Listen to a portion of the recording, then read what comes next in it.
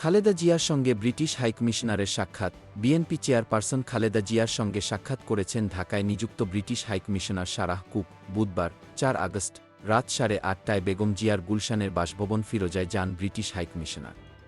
এ সময় বিএনপির স্থায়ী কমিটির সদস্য অধ্যাপক ডাক্তার এ.জেড.এম জাহিদ হোসেন, চেয়ারপারসনের মেডিকেল বোর্ড চিকিৎসক অধ্যাপক শাহাবুদ্দিন তালুকদার, অধ্যাপক ডাক্তার এফ.এম সিদ্দিকী, বিএনপির আন্তর্জাতিক বিষয়ক সম্পাদক তাবিত আওয়াল উপস্থিত ছিলেন। জানা গেছে, স্বাস্থ্যের খোঁজখবর নিতে বেগম খালেদা জিয়ার সঙ্গে সাক্ষাৎ করেন সারাহ কুক।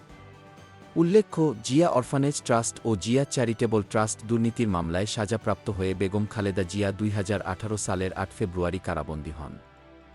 কিন্তু দেশে করোনার প্রাদুর্ভাব শুরু হলে পরিবারের আবেদনের প্রেক্ষিতে ২০২০ সালে নির্বাহী আদেশে খালেদা জিয়ার দণ্ড স্থগিত করা হয় ৬ মাসের জন্য।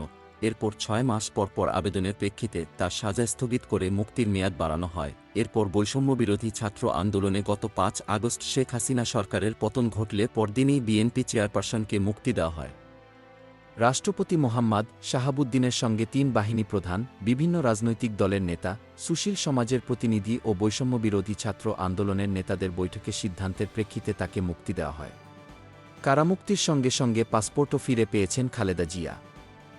৬ আগস্টই তার পাসপোর্ট নবায়নের সব প্রক্রিয়া সম্পন্ন হয়। ডেস্ক রিপোর্ট, বিই নিউজ।